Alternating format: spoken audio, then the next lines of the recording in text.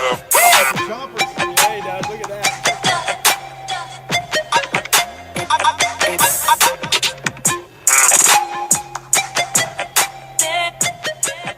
Snappy Fishing, presented by nobody because we have no sponsors. What's up, and welcome back to Snappy Fishing, where we'll be ranking the best tasting fish in South Florida today. Coming in at number 10 is the porgy. Porgies can be found all around Florida and are one of the most common catches offshore. They also include sheep's head, which are commonly caught on crustaceans inshore. In the first picture, you can find the porgy in the bottom right hand side of the screen.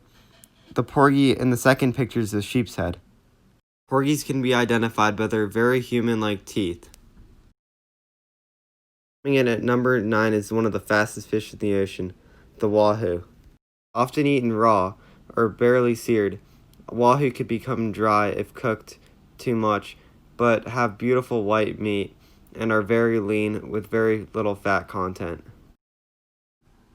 At number 8 is the yellowtail snapper, one of the most abundant species in South Florida, especially in the Florida Keys, and they are very easy to catch.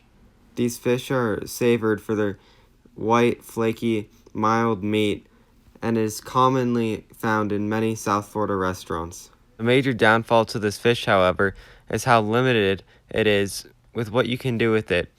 If you try grilling it, it'll fall apart. At number 7 is the Mahi Mahi, one of the most common fish to be found in restaurants. It is well known to be firm, flaky, and very mild, with a minimally fishy taste, and is very common to be caught in many places in the world.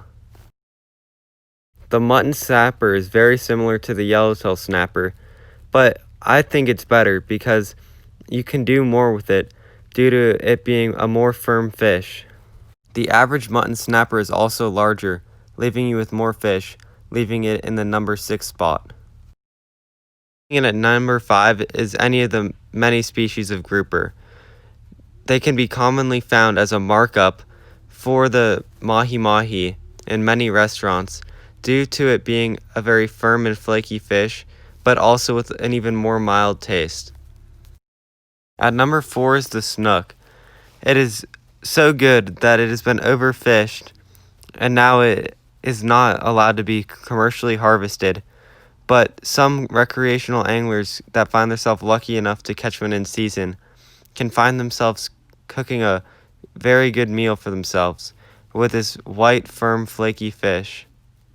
The major thing that you have to be careful with snook, however, is leaving the skin on. If you leave the skin on, it tastes like soap, so make sure to take the skin off when you're going to cook your snook. With its flaky texture and buttery taste, the Pompano comes in at number 3.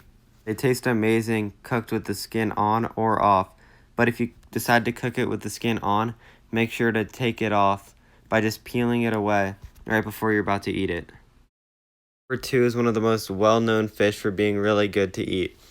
The hogfish or hog snapper is commonly speared, but can sometimes be caught on rod and reel. It's prized for its pristine bloodline list, that's a hard word to say, meat that is so white compared to every other fish in the ocean. This is probably because of its diet of mainly crustaceans. As an honorable mention, we have barracuda. Often get a bad reputation because of their vulnerability to get ciguatera poisoning. Despite this, though, it is perfectly safe to eat the small ones under about 2.5 feet long because they have not grown large enough to get it yet. This fish is so good that my mom thought that this was better than the number 1 fish on the list on a blind taste test. Coming in at number 1 on this list is the Mangrove Snapper.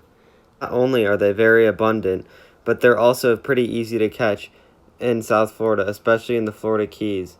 When fresh, this fish is pretty much a better version of the yellowtail snapper in every way because it's more firm, but not too firm. Its flakes are still small. It's very mild, but still has a good flavor. The number 1 spot goes to the Mangrove Snapper because it is extremely easy to catch, it tastes very good, and they're extremely abundant and are not in any shortage in South Florida. Please like and subscribe for more. I'll see you in the next video. Hey, Dad, look at that.